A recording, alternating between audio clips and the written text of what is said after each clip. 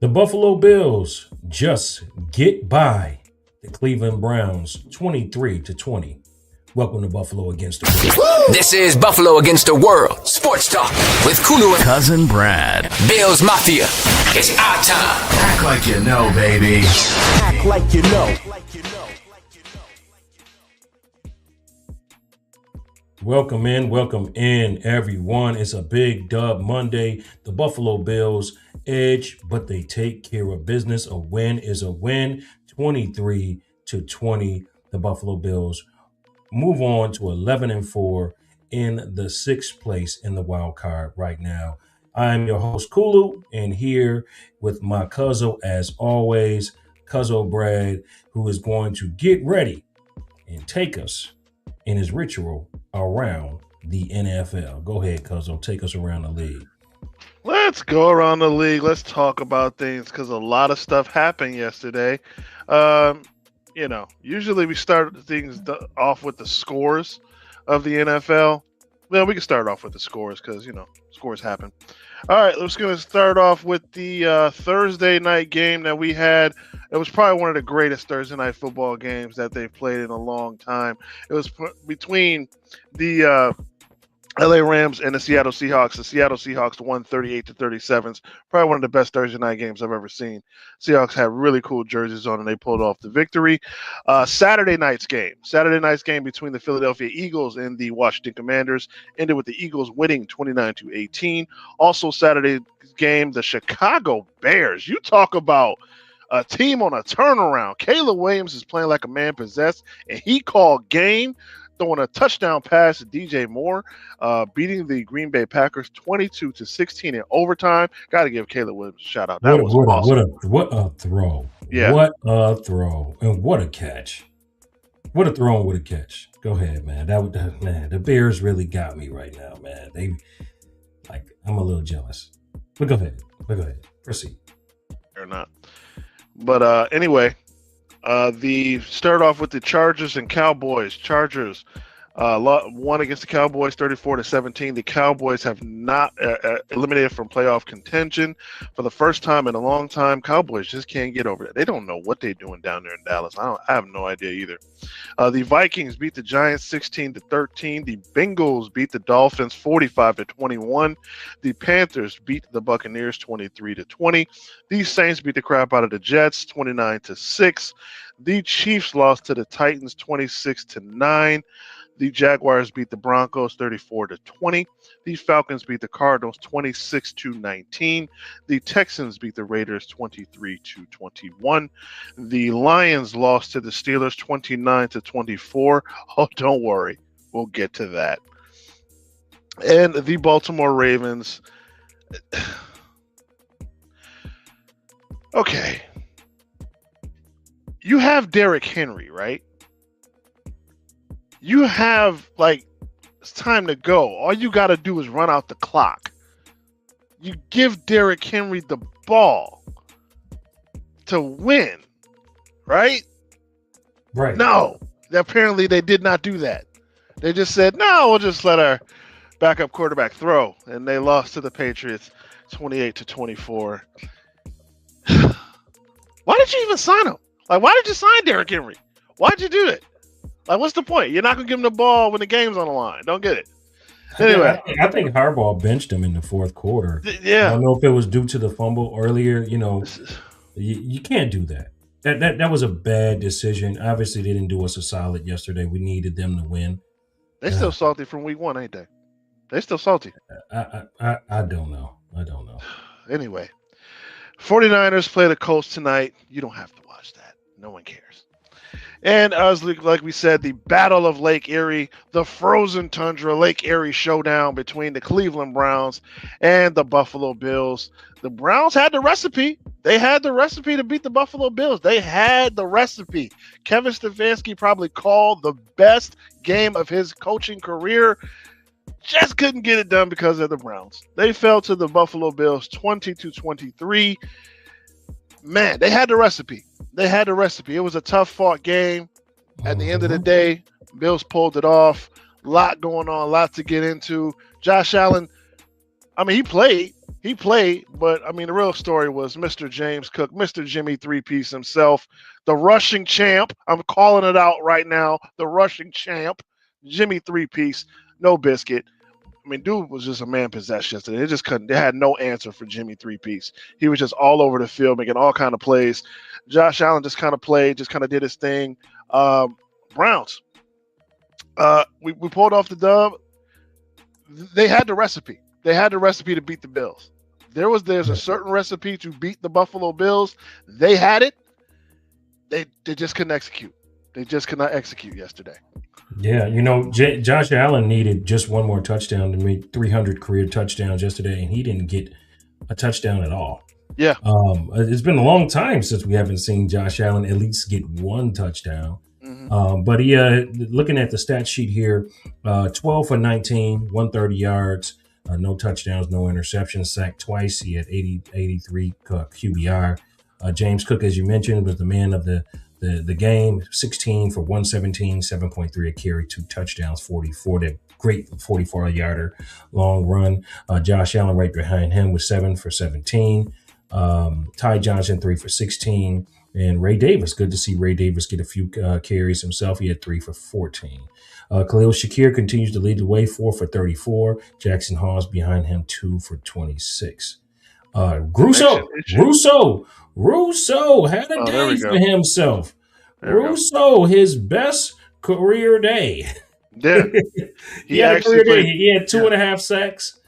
I mean, he watched the show. He watched the show. He watched the show.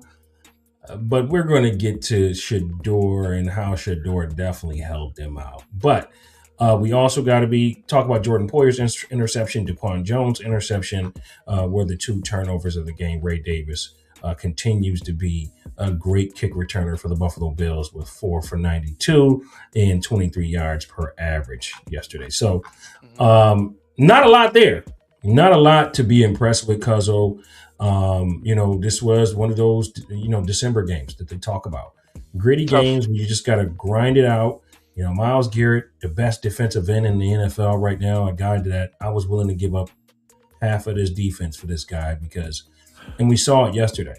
If Myles Garrett doesn't sack you, someone else will. Yeah. That's how dominant of a defensive lineman this guy is. He is strong as an ox. I mean, and I know that because just looking at how Deion Dawkins was struggling with him. I mean, that's a tall order, dude. This is a Hall of Famer. This is a Hall of Famer, man. Oh my! That's not an easy dub for the Snowman. That's not an easy dub. Yeah, but he only had a half a sack. Technically, yeah. Technically, it's a half a sack. Yeah. Here's why I'm going to say why I wasn't so impressed with Russo's day, even though he had the 2.5 sacks. Shador Sanders held the ball 3.8 seconds on average. He a rookie. 3.8. Well. He a rookie. So if you hold the ball for 3.8 seconds, obviously Russo's only move is that bull rush. He's going to eventually get to you. Yeah. And they're also down like 3 linemen as well. So, again, I'm happy with the win. It isn't the way I wanted to win. Obviously, we was talking blowout last week. Mm-hmm. And I think we need to stop that. At this point. I don't. At this point, we need to stop saying the Bills are going to blow teams out because that just doesn't seem to be who we are. Sometimes we just play down to the competition. There were opportunities there. There were 2 wide open opportunities for Khalil Shakir and another one for Joshua Palmer and another one he had in the seams. He had Dawson Knox, yeah. Dawson Knox, who dropped one. You had a couple drop passes. And there was my man, 14. Shavers was wide open between the seams. It could have been a touchdown. And Josh Allen missed him again. So, and I think that was after the injury. And I just think he couldn't kick off that, push off that foot like he really wanted to get those throws how he wanted them. What did I say? Yeah. And it was Myles and it was Myles Garrett who participated in that too. What did I say on this show last week? I said it. Yeah. You was there. You heard the rest of the world heard me say it. Could have just let Mitch take this one. Could have just let him do it. I Could can't. have let Josh rest. Go in his little Superman cryo chamber and just let him rest. He'd be fine. We're good. Going into Philly coming here next week. But no, I wanted to let Josh out there, and he almost got hurt. Yeah, that was scary. It was very. He didn't throw up either. Yeah, he didn't throw up either. So it's funny. Him and Jim Kelly have that connection. Jim Kelly, Heathcliff. Remember that story that Jim Kelly had to throw up every time the Bills were losing and they come back? Mm-hmm. Seems like Josh Allen has that same issue going on. Or maybe he borrowed it from Jim Kelly. I don't know. But very, very mild game. Yeah, game going. Oh, okay, you're back. I don't know. Is there a connection thing going on? For me? Am I tweaking? Seemed like we were going out, but it's cool. Am I back? Am I back? You're back. You're back. Sorry about that. No, it's good.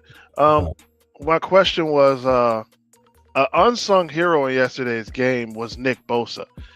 I mean, he doesn't make all the plays, but when he makes a play, it's an impact play.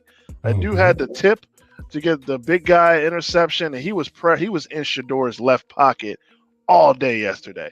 Mm-hmm. All day he was there yesterday. So I gotta give a shout out to Nick Bosa. Did his thing. Shador. Yeah. Shador's not a good quarterback. I think he is. He's not like I'm tired of the Shador hype.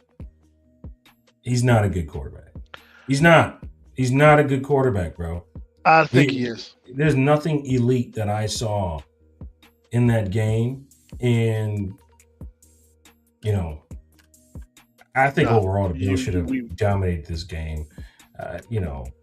Nothing about him blows me out of the water. I see maybe a baby Kyler Murray, maybe. Oh no! I don't see what you see. Maybe you can tell me. All right, so I saw this kid literally stick to the game plan and stick to what was working.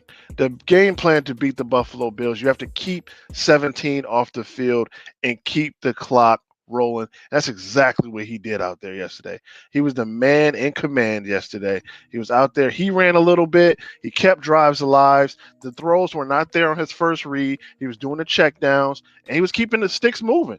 He did everything he was supposed to do. They just couldn't execute when it was time to execute. They could have beat us yesterday.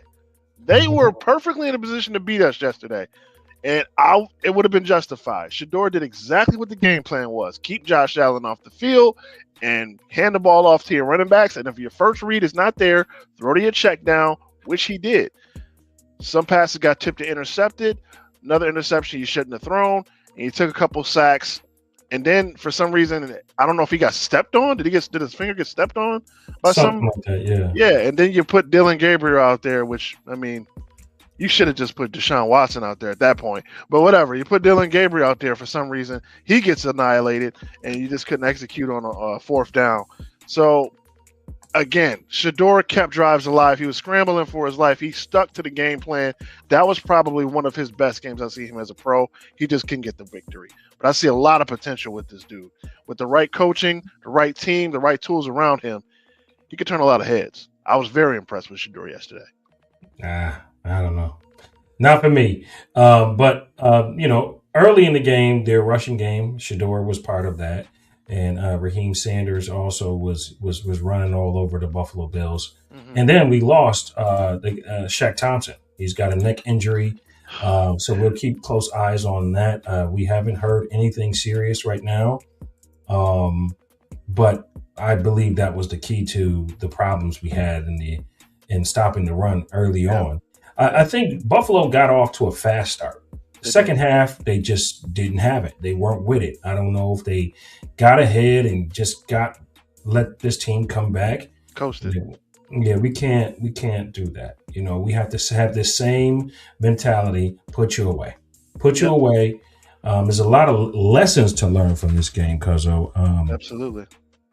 And we're going to get to some things that I think, especially when we get to our win and sin segment, because it's interesting about guys who are active, guys who weren't active, about the approach that this roster went, and kind of tells what we've been saying kind of all season long. So while we do that, I think we can put this one in the books. And right. It wasn't a fun watch. Was not a fun watch for Bills fans, I'm sure, No, but a win blood is a pressure win. comes up. Yeah, blood pressure. Win is a win. We're usually a second half team, as Sandra says here, but we switched it this week. We switched it. We was a first half team and not a second half team this week. Let's go over to our winner sin segment because I really want to talk about this particular thing, Cuzzo. All right. It's us against the world. It's us against Buffalo against the world. It's us against. All right, this is this week's winner sin segment. So, Cuzzo Brad, I just really want to hear your thoughts. Winner sin: Keon Coleman and Gabe Davis both inactive. Now, we've been talking a lot about one or both of these guys, and both of them were inactive. Now, we've been saying all season long, you got 3 tight ends, you got 3 running backs.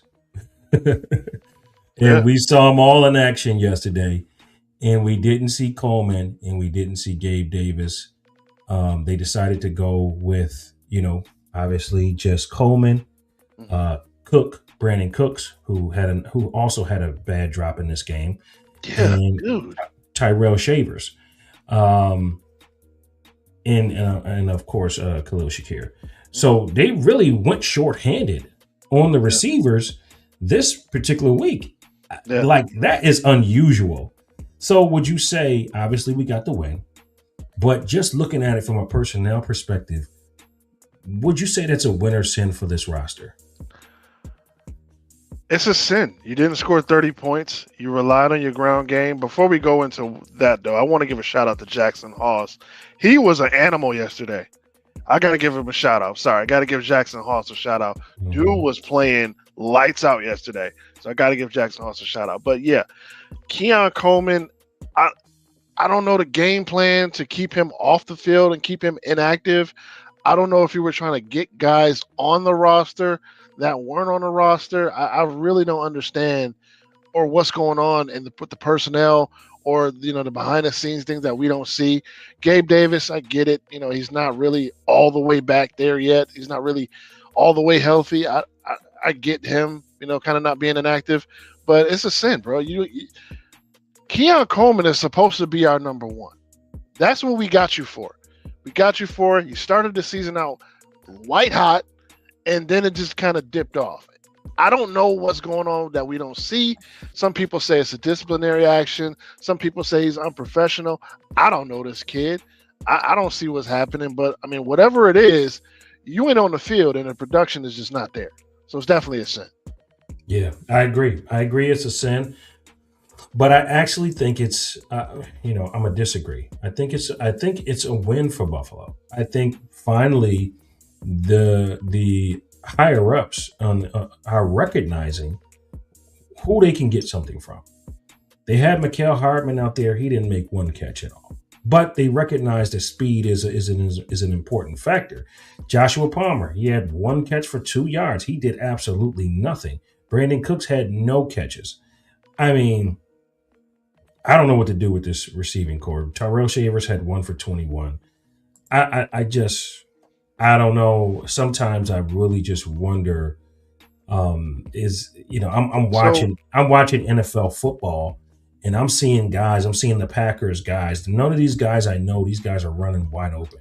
I just don't know if it's scheme. I don't know, Cuzzo. It's just something about, or maybe Joe Brady's holding back. I just don't see these guys getting open. I don't understand it. So how is it a win? I'm sorry, I don't understand what you mean it's a win. How is it a win? I think it's a win off the strength that they are recognizing their talent. We've been saying the 3 tight ends, the 3 running backs need to get more burn. Okay. I would like to see the running backs more in the passing game, but at least they were out there. So why I say it's a win, because finally the coaching staff recognized their players, recognizes their personnel and who performs and who doesn't. That's why I believe it's a win. But don't you think it's a little late for that? Like I get it if you're doing this maybe in September or October. This is December. This is playoff time. You can't wait to the end of the year and be like, okay, this is what we got. This is what works. Like, no. We're supposed to know what we got. We're supposed to say, all right, these are our guys. This is the system. This is the recipe. This is what we're going with. We're going to take this into Cleveland. See, we're going to do this. Then we got Philly. Then we got the Jets. Then it's playoff time. It is way too late to be experimenting in the wide receiver room.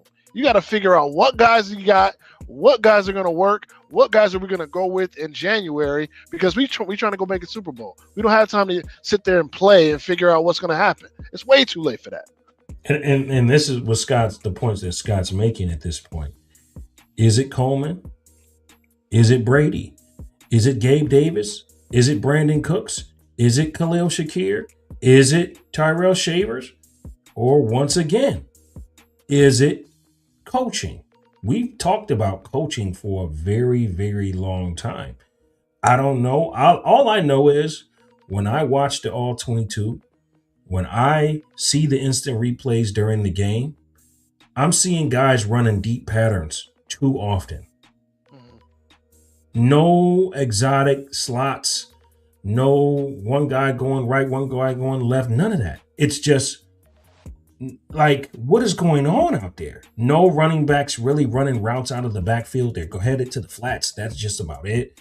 Like, why so vanilla? Is your playbook that condensed that you only have exotic plays for the playoffs? Is that what it is? Is there something that's being held back? I just don't see. I don't care if you put Terrell Owens in this offense right now. At this point, something is wrong with the scheme. Something is wrong. So you don't have the best quarterback in the NFL, the best player in the NFL, and you don't find ways to get his premier players the ball. I don't understand. I mean, Joe Brady, man, you got to do something fast. I get it. Last week, big win in New England, in Foxborough, comeback win. I get it.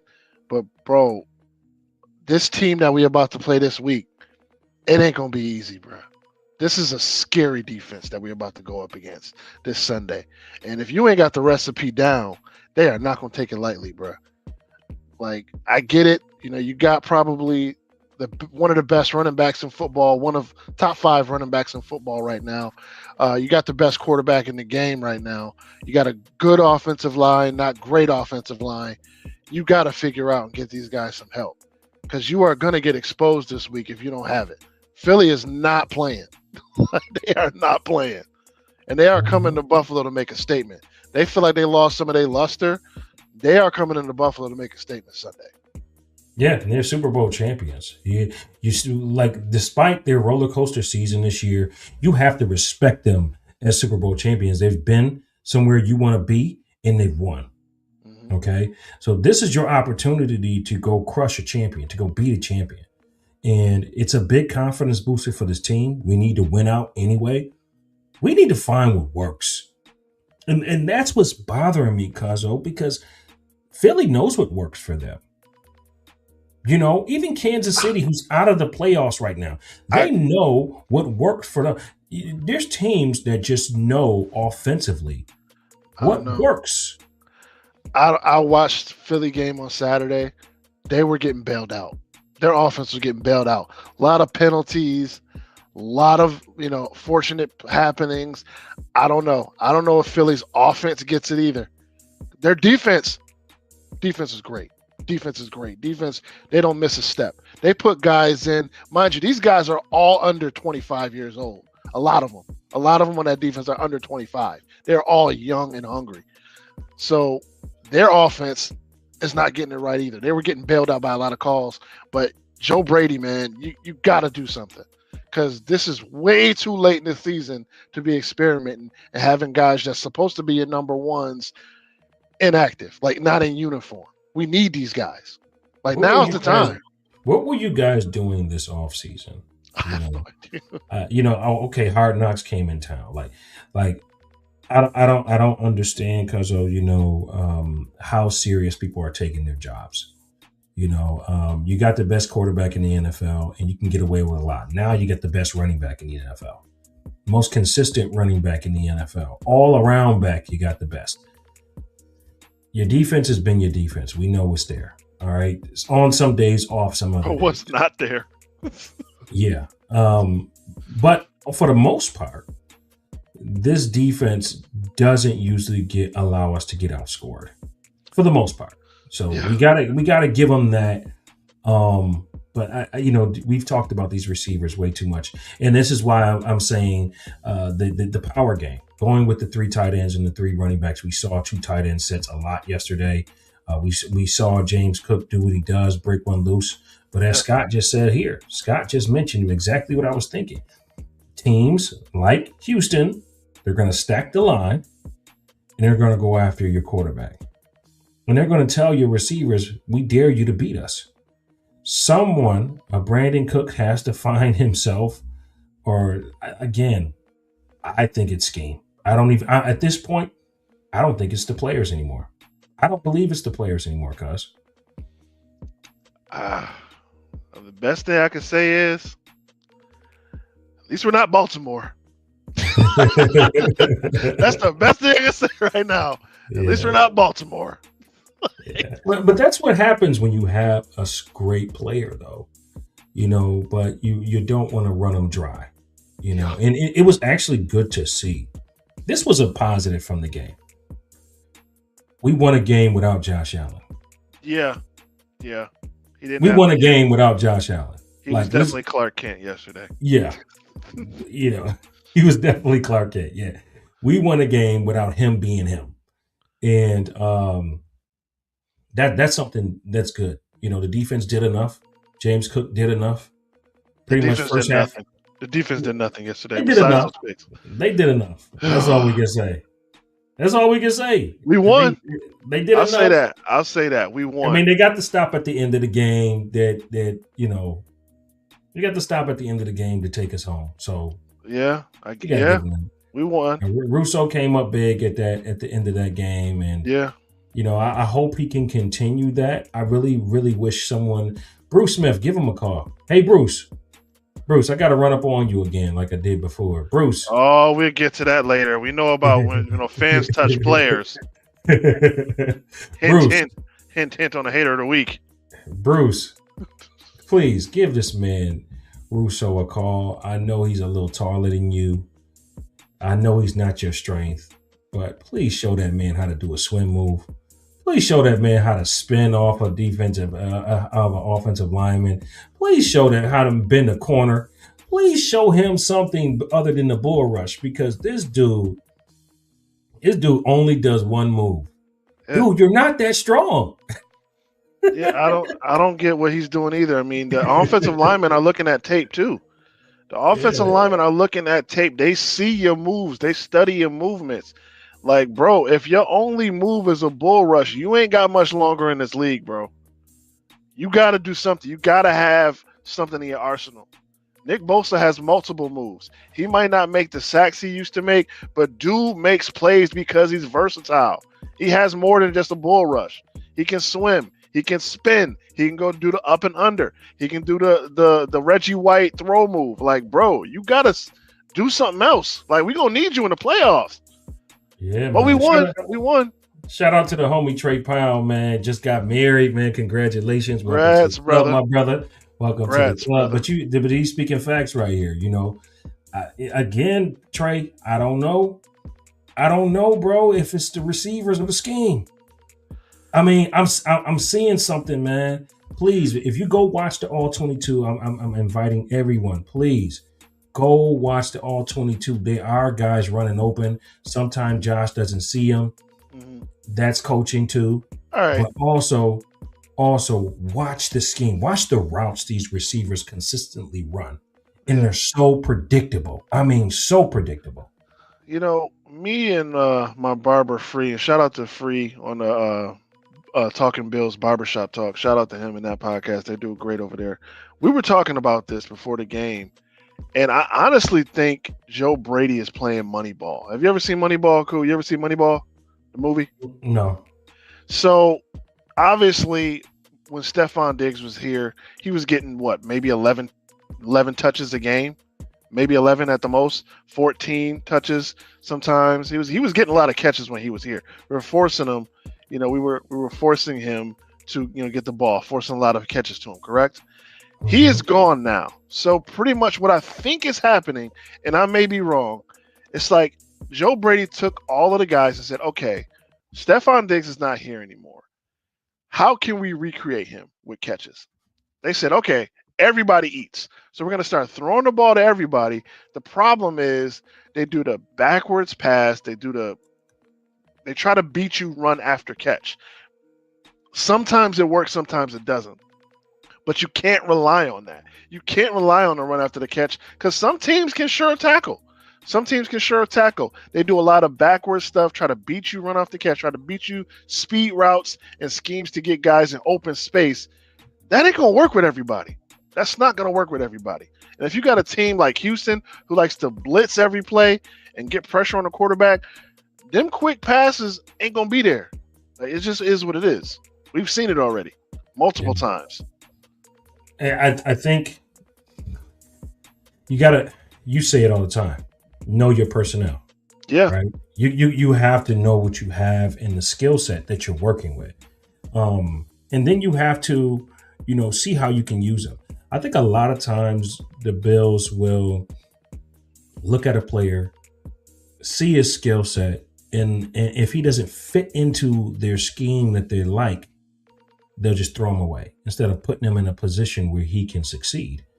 Keon Coleman is not a guy that you want to put on the outside. He is a guy who has to be in the inside. He can be a threat. He can be even looked at as a mini tight end with a little more speed. You line him up against a linebacker, I'm sure he can beat anybody. He's gonna win. Yeah. I'm sure he can succeed. Right. Okay. May have to get a little bit more stronger, right? Mhm. That's if he can get off the line because those linebackers are a lot stronger. But I think if you work him in there, he would do a lot better than trying to force him on the outside and trying to force jump balls to him. Yeah, Again, you have to know your personnel. And if you don't, you're going to have these same issues. And that's the problem. I'm still seeing, Cuzzo, we see how Ty Johnson is a good receiver out of the backfield. We see how Ray Davis is a good receiver out of the backfield. We've been saying it. Please put Cook in the backfield. Let Ty Johnson or Ray Davis go in the slot and help you out. You got to do something to give a defense a different look, and I'm really hoping that, he is holding on to certain things in his playbook that we haven't seen yet because.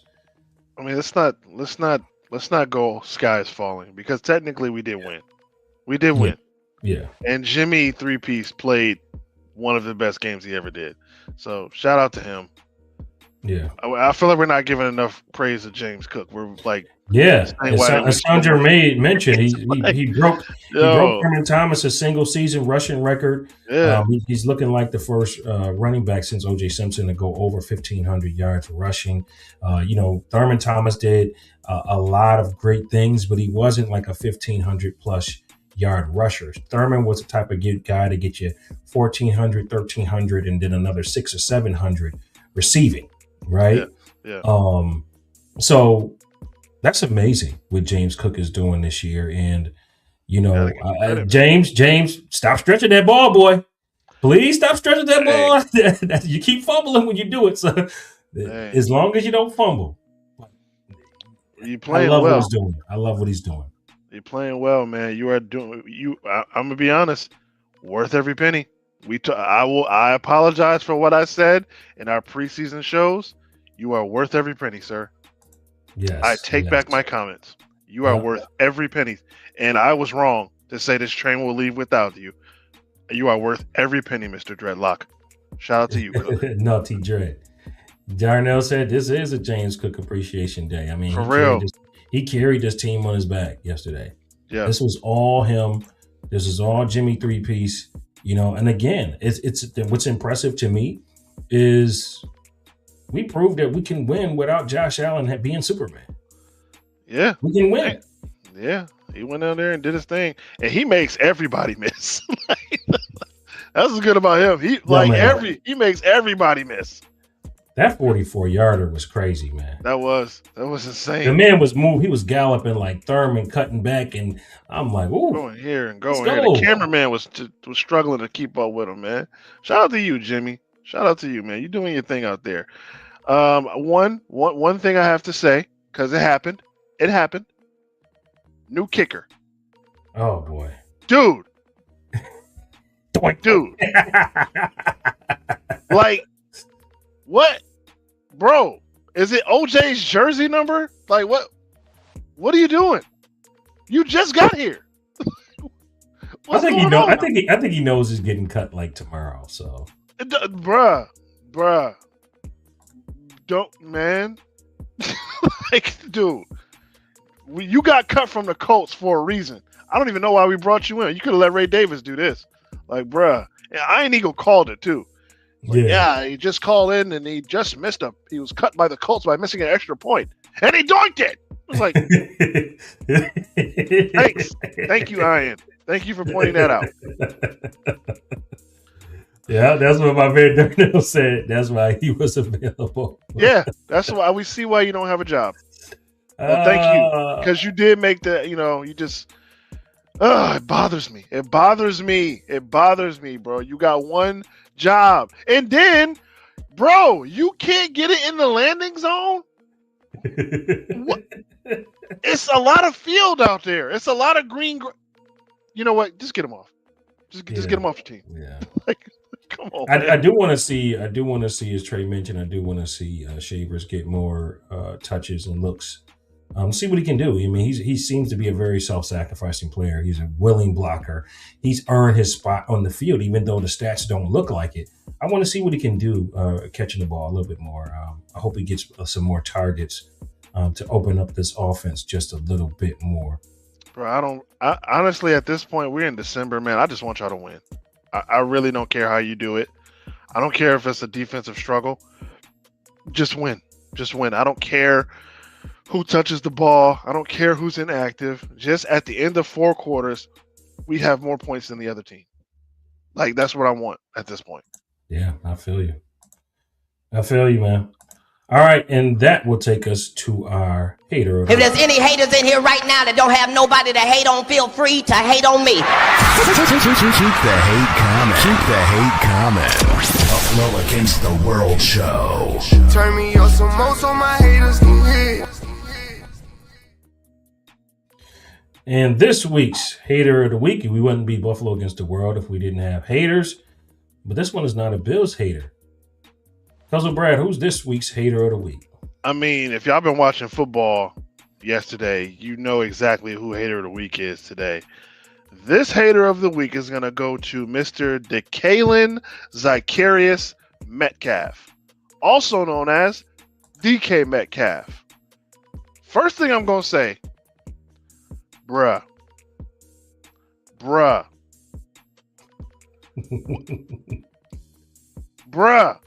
Like, what were you doing? God, DK Metcalf. If y'all wasn't watching football yesterday and y'all didn't watch any of the shows or what's going on, DK Metcalf took it upon himself yesterday during the game in the middle of the second quarter. The score is tied 3-3. He took it upon himself to go attack a Detroit Lions fan.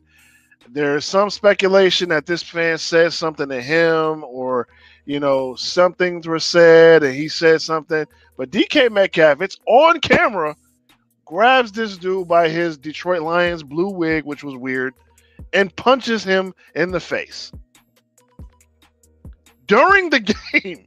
Like, this didn't happen like on going in the locker room, or this didn't happen after the game. This was in the middle of the second quarter. We didn't even reach to halftime yet. And this dude goes and punches a fan. Now, I do want to report that there's been an update to Adam Schefter. He did report about an hour ago that the NFL did suspend DK Metcalf 2 games for the swipe that he took at a Detroit Lions fan Sunday. Metcalf, he can still appeal this, but he's now slated to miss the Steelers' upcoming potential game versus the Browns and the Baltimore Ravens, which to me isn't enough. I'm going to be real. Dude needs to be gone. Dude needs to be gone.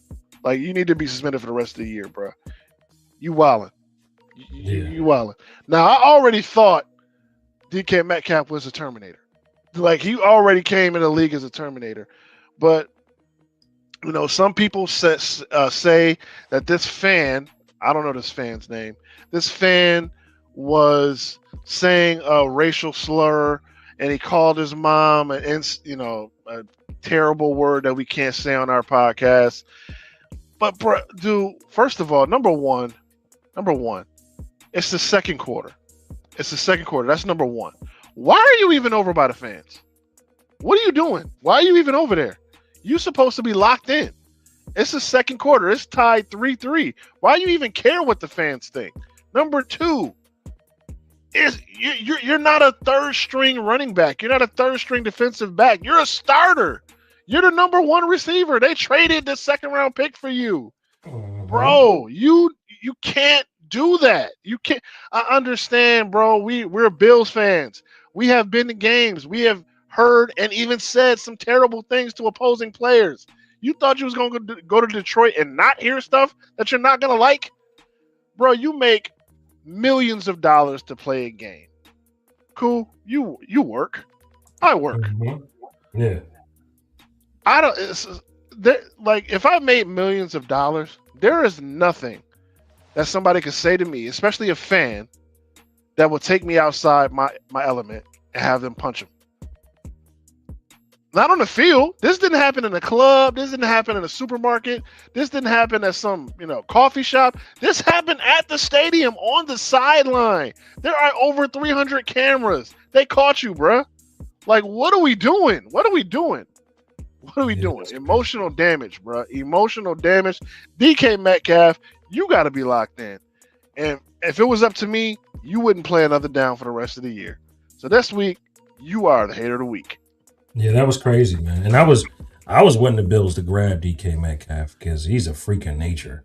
Yeah. He would have been great with Josh Allen. I wanted the Bills to draft him. Brandon Beane. I wanted the Bills to draft him, but they took who did they take? They took the offensive lineman guy who's not even with us anymore. Whatever his name is.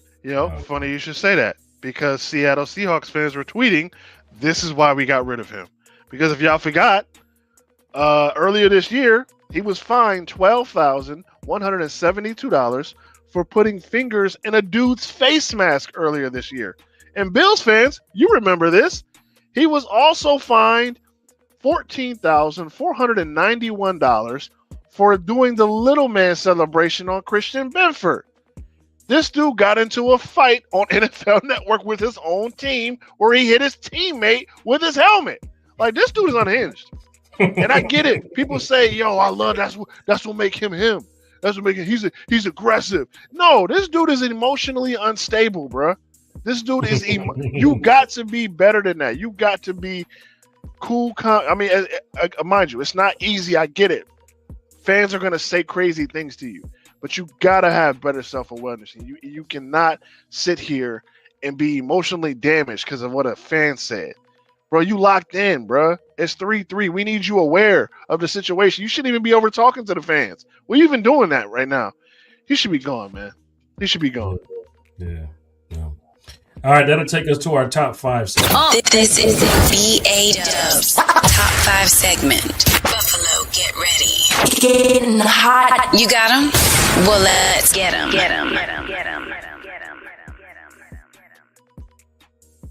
Whew, this one is going to be a hard one, Cousin Brad. Top 5 players of this game. All right, you're going to have to start us off, man. Go ahead. Who's your top 5? I know who our top 2 are. But let's go ahead and go with the top 5. Who you got? I will go with, as far as number 5, I will go with I gotta go with Cole Bishop, man. He was out there making plays. I mean, he didn't make the interceptions, but he was making a lot of sure tackles out there yesterday. A lot of tackles that could have been missed. He was out there making plays. So I gotta go Cole Bishop as my number 5. He was out there doing his thing. It's bad when the safeties lead the team in tackles, but he was out there clubbering it yesterday. So I gotta give it to him. Number 5. I got to go number 4, Josh Allen. I mean, he didn't do anything great. But he managed the game. He didn't turn the ball over. He did take a crazy sack that almost Yeah. was the safety situation. But at the end of the day, he didn't blow the game. He managed the game as best as he could with what he had. I'm gonna give him number 4 player of the game. All right. Number 3, I will go to. I'm gonna go with the offensive line. The offensive line, run blocking. They were doing their thing. They held up. I mean, you got Myles Garrett on the other end, and the offensive line played pretty well. I don't know what Josh was going for in that weird run back safety, not safety touchback thing he did. I don't know what he was going for, but I gotta go with the offensive line. Less penalties, like Sandra said, less penalties. So I gotta go offensive line here as number 3. Yeah, 100%. And I think Deion Dawkins got to get the majority of that. Deion Dawkins played lights out, against man. Best top tier. I just wanted us to get him. I envisioned a world with Josh Allen on one side and Myles Garrett on the other side of this team, and took me back to Bruce and Kelly and Thurman, and I guess I was dreaming. But he had his hands full, but he did a great job. My number 2, I got to go Gregory Rousseau. Gregory Rousseau, best game of his probably young career so far. 2.5 sacks. Again, ended that game for us. Closed that game for us. So big shout out to him. Hate the bull rush, but it was effective yesterday. So got to give him a shout out for. And in the one play, he dived at him. Dived at him and snatched him. Yeah. So you got to give him big credit for that. So shout out to Rousseau, man. Hopefully he gains some confidence in entering into the playoffs. He plays a lot better and earns us back some of that money that we felt we mistakenly gave to him. So he's definitely number 2. All right, fair enough. I mean, we didn't know who was going to be number 1 today. We're going to find out who's number 1 today. It is most likely, and it's without a doubt, Jimmy 3-piece himself, James Cook, Jimmy 3-piece, no biscuit, 2 pops on the side. Shout out to Mr. Cook. He was all over the field yesterday. He literally shook the entire Browns defense yesterday. They had no answer for Jimmy 3-piece, and he was just killing it yesterday. So James Cook, you are number 1 top 5 player. Dude, Pro Bowl. I mean, dude, best back right now. Right now, he is beating Jonathan Taylor as far as yards, and he can get the rushing title. Oh, yeah. Let's do it. Man. James Cook is not just a good running back. He's a difference maker. Yeah. We remember a few years ago where the talk was, is he strong enough? I mean, this season, he has literally been a beast. 1,532 yards. He's had 12 touchdowns this season. 12 touchdowns.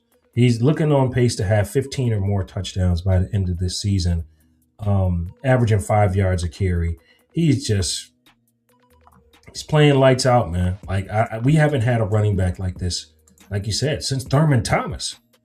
And we've had some good. We had Shady. Yeah. We had Marshawn Lynch. We had Fred Jackson. We had Travis Henry. We had Willis McGahee since Thurman. I mean, we had some running backs since Thurman Thomas, right? Mm-hmm. And what he's doing this season, the season after he got paid, and you were the one who was saying it, maybe he didn't deserve it. And now you see he earned every single dollar.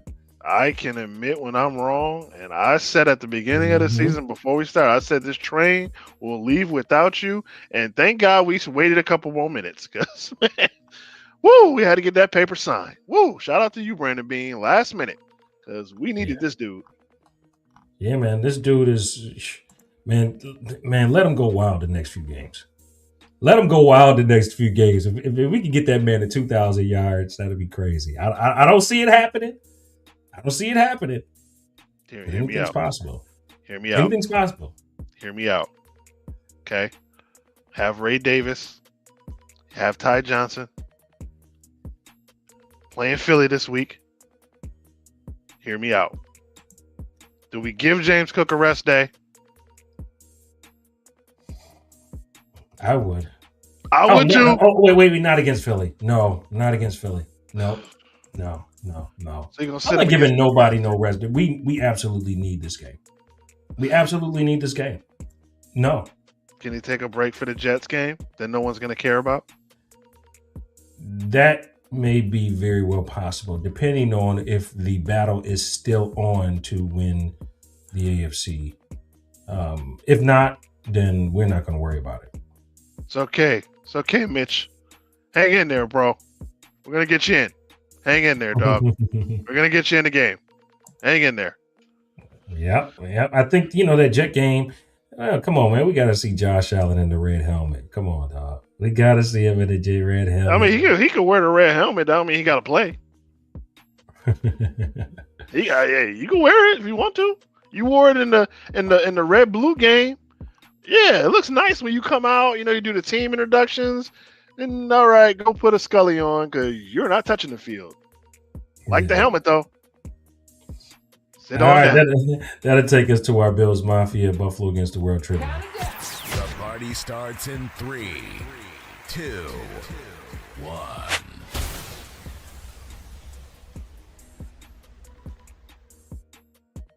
Cuzzo, before you announce the trivia, did you see that story by Cam Hayward? Which one? Cam Hayward about Eric Moulds? Yes, I posted it. That was cool, man. That was cool. Yeah. And you always say, Cuzzo Brad always says, drop comments below. Mm-hmm. I always say Andre Reed is the greatest Bills receiver of all time. He's our Hall of Famer. Cuzzo Brad always says Eric Moulds was. Drop comments below. Was Eric Moulds better than Andre Reed? Yes. I will say, physically, yes. Talent-wise, yes. But the longevity of what Andre Reed was able to do consistently, that's not fair. That matters. Dude. That matters. You watch the highlights. It was quarterbacks in them highlight reels you couldn't even name today. It was like, who threw him the ball? Oh, yeah, he did play for us. Like, come on, man. Give Eric Moulds that Jim Kelly offense, bro. He is lighting the scoreboard up, man. He was doing it with a bunch of dudes we can't name. I said it before. Dude, he did it with Bledsoe and Flutie, bro. And who else? Van Pelt, great. Todd Collins, he had a good year. I mean, who was the Trent Edwards? Did we even have him when Trent Edwards was here? No, he was good. Nah. Well, who was the other guy? I mean, Rob Johnson, he was here for a cup of coffee. When the Flutie years were great, the Bledsoe years were great, but dude was doing it after that with a bunch of bums, bro. Like, come on, man. Eric Moulds was legit. Like, he was legit. He was unstoppable, and he could play the double team. Like, dude was unstoppable. Still the best Bills' best wide receiver. Matter of fact, while we're on that subject, just throwing this out there. Hear me out. Hey, probably not this week because we playing Philly and we kind of need this game. But against the Jets, my man Eric Moulds is 5 yards away from 10,000 yards. He's 5 yards away. Put my man in some equipment. Let him get a little bubble screen. Get his 5 yards. Let him get his 10K. Come on, man. Put him up there. let him get his 10K. He's 5 yards away. Josh Allen can give him the ball. Shout out to Emos, man. We miss you, bro. Emos was a savage. He was. If he would have had a better quarterback, consistent quarterback, he would have been better than a Terrell Owens. I wouldn't go say better, but he would have been up there with those guys longer. He would have been up there. Man, freak of nature, man. Physical freak of nature, can catch any pass, can run any route, can outrun anybody, can run anybody over. Yeah. I mean, what couldn't the guy do? Dude was everywhere, bro. I just can't ignore what I saw with Andre Reed. I saw Andre Reed do some amazing things too. We all did. Is Andre Reed? Andre Reed's not a receiver that's going to get you 1,500 yards plus like Eric Modes would. Now, to be fair, go ahead. I'll let you finish. Go ahead. But as you said, towards the end of Andre Reed's career, like Eric Moles kind of just took the baton and just ran with it. Like, yeah. Yeah. Now, to be fair, because we're all about fairness, back in those days, in the early 90s, late 80s, early 90s, there wasn't a lot of receivers going across the middle for obvious reasons. I mean, you had guys, Steve Atwater, and, you had guys out there, Ronnie Lott, crazy safeties that were taking the receivers' heads off. Andre Reed showed no fear, and he always went across the middle. He always came down with it, too. So I got to give credit where credit is due. That was the one guy who was never afraid to go over the middle and catch the ball. Never afraid. Whether if it was a linebacker, Bill Romanowski, or a safety back there ready to take his head off, he would take the ball, catch the ball, and take the hits. So I got to give Andre credit where credit is due. And that's my thing. Greatest slot receiver of all time. Yeah. I know some people are going to throw out Wes Welker out there, but let's be honest. He ain't number-wise nowhere near Andre Reed. Numbers-wise, nowhere near. He's got the Super Bowls, yes. Okay, he's got the greatest quarterback of all time, too, with him. So, I mean, really? Andre Reed's the best slot receiver of all time, bro. That's pretty easy. I don't know. Wait, who would you put ahead of him? I wouldn't put Wes Welker ahead of him. Okay, Wes Welker was good, but best slot receiver? Slot receiver all time.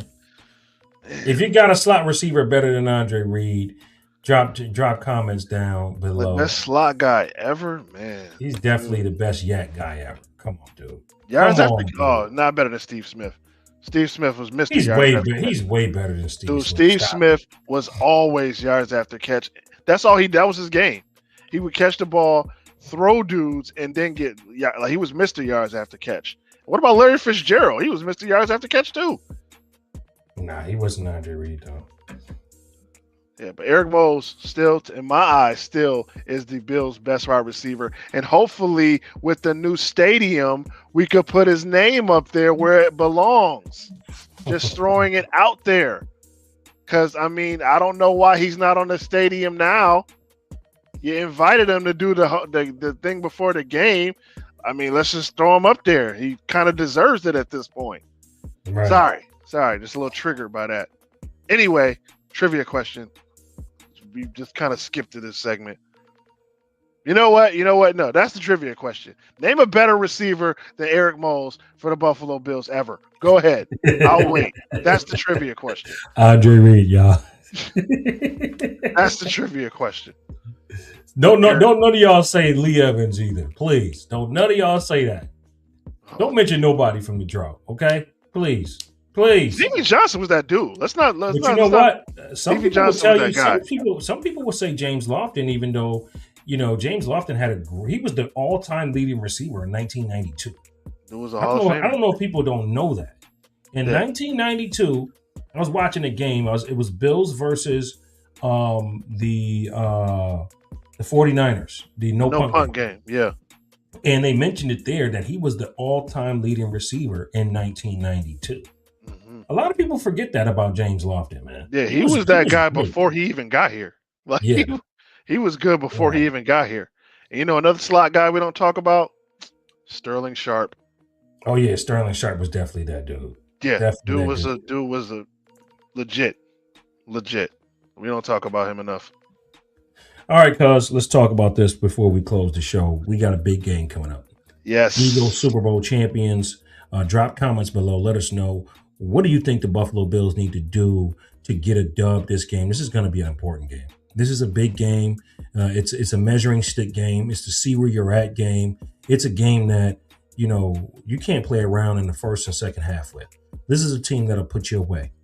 So what's your thoughts? You give your thoughts. I'll give mine. I mean, this, like you said, this is Philly. This is, this is the trailer. This is the trailer to the playoffs. This is two hardcore teams, 2 big name teams. This is the game everybody's going to watch. Is at 4 p.m. This is what do they call it? What do they call the thing before opening night? This is the pre-screening. This is the curtain, the opening curtain to see what we're going to have in the playoffs, because this game is going to be great. It's going to be Philly. It is going to be Buffalo. In Buffalo, it's going to be cold. Jalen Hurts versus Josh Allen. That defense. Our defense versus Saquon Barkley. Yikes. Especially if we don't have Shaq Thompson back. Oh my goodness. If we don't have Shaq Thompson back, we're in deep doo-doo. Yeah. We're in deep doo-doo. That's a problem. That's a problem. Yeah. I know, and Saquon Barkley is just sitting there, can't wait to get in Buffalo. Can't wait. I already know he can't wait. And hopefully, that's going to be their game plan. They know exactly who they're going up against. They know exactly who they have to keep off of the field to have a chance in this game. Run the ball, play good defense, get us off the field. I think the way to how to get a dub this week, keep them off the field, make those third downs, and no dumb penalties. And I think we can have this game. You want my score? Go ahead. My score is going to be 31-24 Bills. Like that. I think defense is going to be key this game. I think you have to move Dorian Williams to the Mike linebacker. Number one, he needs to be moved to the Mike linebacker in play if Shaq Thompson's not there to play. Okay, if Shaq Thompson is there, keep Shaq Thompson where he is. And you're going to have to be ready to chase Saquon Barkley. This is where a guy like Terrell Bernard and Matt Milano have to come through for you. Yeah. This is who they are. They're speed guys. They're guys that's going to go after tight ends, and there's guys that are going to follow behind running backs. This is what I need them to do. Yeah. Okay, I need them to be focused on Saquon Barkley wherever he is, whether he's running the rock or where he's catching the ball out of the backfield. We have to be all eyes on him. We're going to need central booking that day too. Yeah. Because A.J. Brown, still a problem. He's always open. You know what he say? He's always he's the Eric Moulds of today. He is the Eric Moulds of today's NFL. That's fair. I think D just mentioned. What's up, D? Shout out to D and his podcast, man, doing a thing. Continuing to do it right after Bills games. Make sure y'all go support and watch my man Daryl's show. Daryl, make sure you drop the podcast below so we can post it as well. Yep. Listen, hopefully the snow is going to be a factor in this game. It won't. Philly's used to cold weather too, so let's, it's going to be a battle, man. I don't want it to snow. It's going to be a battle. I think Josh Allen has to have a resurrection game, and I think these are the games he wakes up for. These are the game he gets up for. Look at the opponent quarterbacks he's played against when in seeing how he's performed against Burrow, against Lamar Jackson, against Patrick. Yeah. He wakes up and he lives. And what's my man name? Roethlisberger. Baker Mayfield. Baker Mayfield. Roethlisberger. Rodgers. Yeah. And he's gotten up for those games. I think this is going to be no different. This is a Super Bowl champion. He's going to be on the big stage. This is an opportunity where he can, take down this guy. We had opportunities to do that last year. We just couldn't get it done. Yeah, we took it to the limit last year. We took him to the limit, just couldn't get it done. Great game. No, we didn't play him last year. We played him the year before. The year before when we played him, it was a fantastic game. Yeah, fantastic game. Yeah. I wish we would have came out on top. This is an opportunity to come out on top now. So, again, Cook got to try to have a big day. It's going to be tough. Those guys on that defensive line are huge. They are big. They are scary. They spit in people's faces. They're monsters. Yeah. They're big dudes, dude. This offense, this is going to be a hard-nosed game, bro. You know what? We might not even score 30 points. Let's be real. This might be a 17-10 game. But you know what?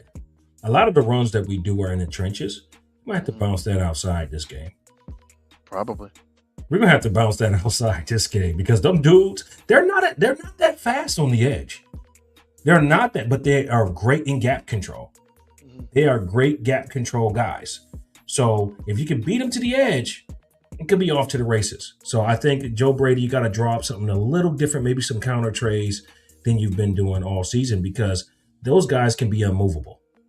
Those guys can be unmovable, and their linebackers are very solid. So I don't know. I don't know if we go ground and pound game. I don't know. I don't know. But I think this is a game that our offense is designed for. A lot of run after the catch, a lot of screen passes to the outside, a lot of chase and tackle type of plays, which is our offense is tailored against. This is how you beat Philadelphia. If you were watching the game with the Commanders, Deebo Samuel and Terry McLaurin, they were I call him Terry McLaurin, but yeah, they were running those quick screens, and they were running those short routes and those drag routes, getting them across the middle in open space, and that was killing Philadelphia.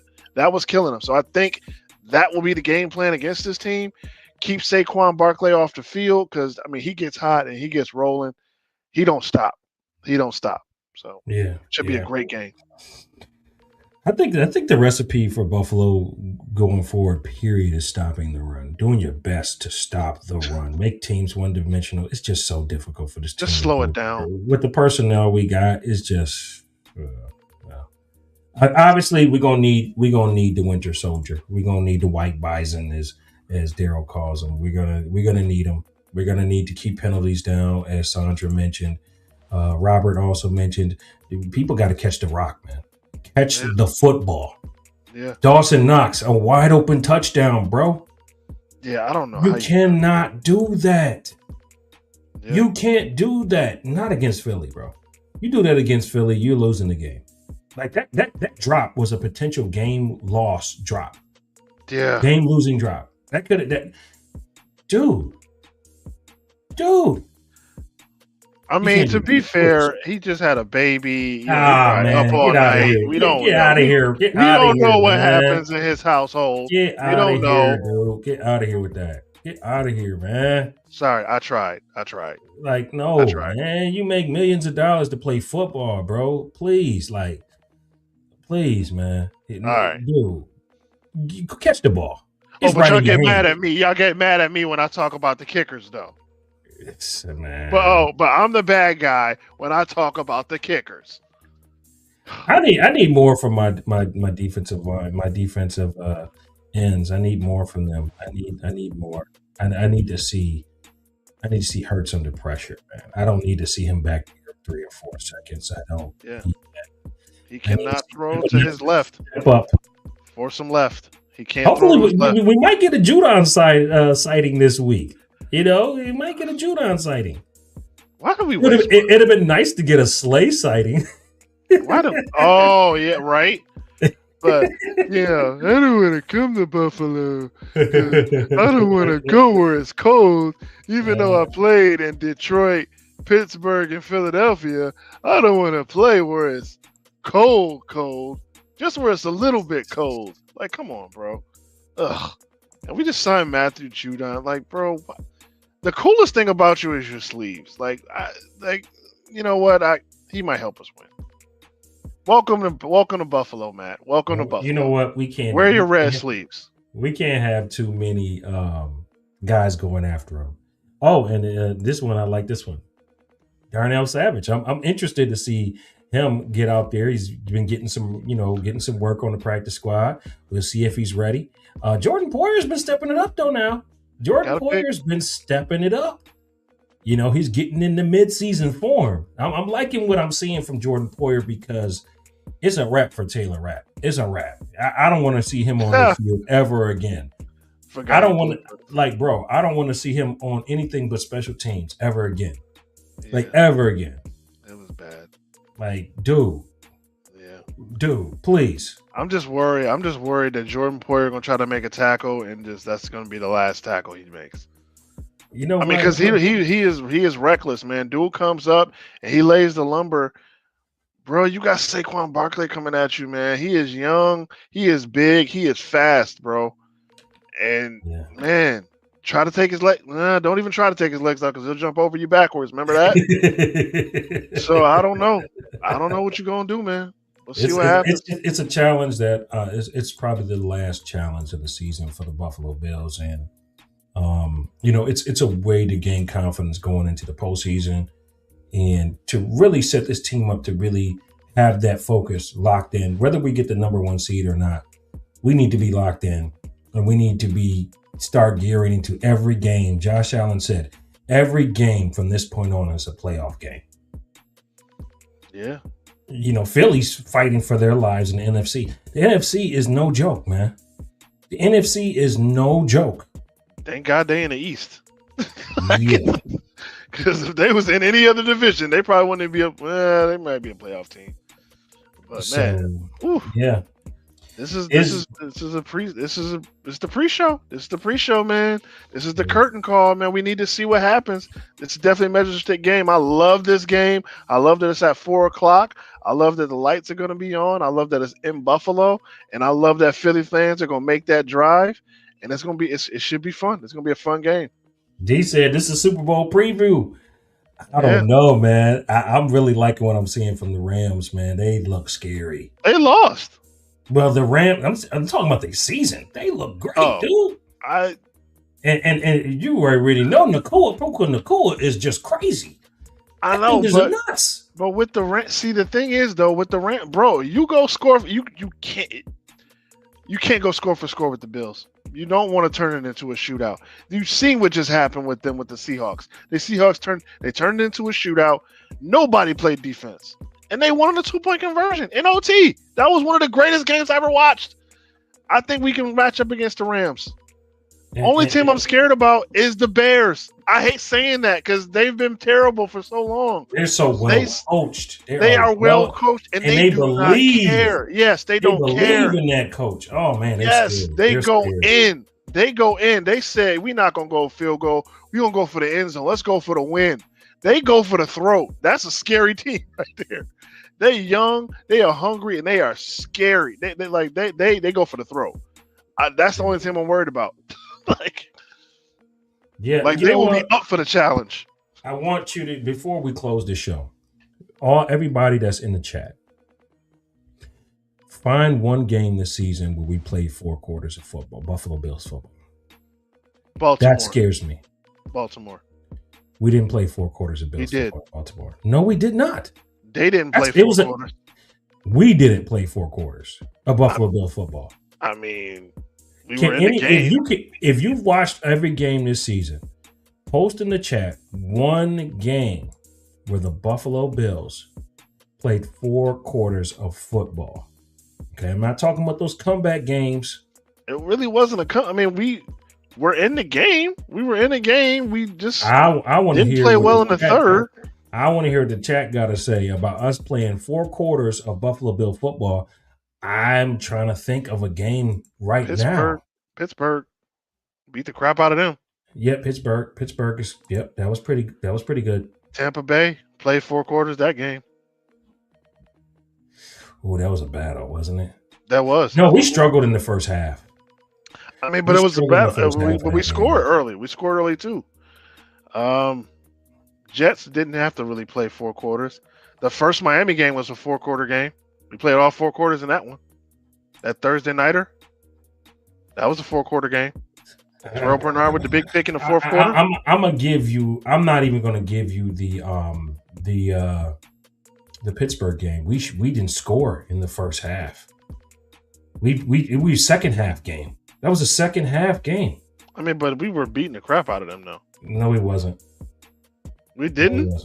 No, I think it was like 10-7 in the end of the first half. It wasn't a beat the crap. We just haven't played 4-quarter football. Now, the closest thing you might say is the Buccaneers game because we scored so many points. Yeah.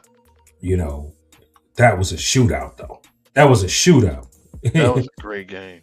That was a shootout. And it turned out to be more of a second half shootout than anything. So, again, you name me a game where these teams has played 4 quarters of football. We got to get it together. And Sean McDermott, I hope you're watching. Please get your team to play 4 quarters of NFL Buffalo Bill football. Please. Figure it out. If you see those guys walking in the locker room, halftime, just laughing and joking and playing around and not locked in, you better keep your guys going, man. I mean, to be fair though, it's nice to know that they're never out of a game. I mean, that is nice to know. That is nice to know that they're never out of a game. Because every game, besides maybe, and I wouldn't even say the Houston game, because they were in that game, they just lost. I would say the only game they were really out of it, where they were just out of sync and they were just terrible, was the Falcons game. They were terrible in that game. Mm-hmm. That was a bad game, and they were playing decent. They were not in sync. Yeah, that's something. That's coaching. That's something that's preparation. Not being prepared for your opponent, having to get beat down before you realize what the opponent is doing to you. I think most teams play the Bills like they play everybody else, but I do think they get up to play the Bills. Definitely. When you hear Josh Allen's name, you hear Sean McDermott and the wins that they've had, success they've had, it's like, okay, we got to get up to play the Bills. Yeah. Philly knows who they playing, and we know who we playing. We know exactly who's coming to Buffalo next week. We know the world champs. World champs. They are the fighting city of Philadelphia. And they're going to come with their all white jerseys. We're going to come out with our blue jerseys on. I want us to wear the red. I think the red looks cool. We haven't wore it all year. We should wear the red jerseys, just throwing it out there. I think so. Haven't wore it. Yeah, but, Red Rush. I think so. Haven't done it all year. Next week is the red helmet, so why not throw the color rush out there? Yeah, I would have loved that. All right, thank you guys for being with us. Shout out to all our regulars that's with us every week. Please tell a friend about Buffalo Against the World, to subscribe to all of our platforms on YouTube. We would like to do more. We want to do more. So if you're interested in joining our team, hit us up, hit myself, hit Cuzin Brad up, and we'll give you some opportunities, man. We can't do this by ourselves. So please, if you would love to work with us, man, we would love to have you on the show doing some different things. So reach out to us, buffaloagainsttheworld@gmail.com. You can also hit us up on Facebook or Instagram or wherever you're watching from, okay? Make sure you subscribe to the channel. This is Kulu Cuzin Brad. Hopefully we're talking about a Victory Monday next week. Sandra, you said it. Let's go Buffalo. Let's get it. Let's get it. Let's get it. Let's beat This has Philly. been fun. Let's beat Philly. And let's get ourselves prepared for the playoffs. This is Buffalo Against the World. Kulu and Cuzin Brad. We out. This is Buffalo Against the World Sports Talk with Kulu and Cuzin Brad. Bills Mafia. It's our time. Act like you know, baby. Act like you know. Against the world. Let's get it.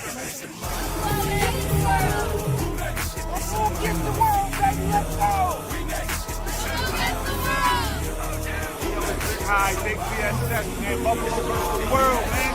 Take on anybody. It's against the world.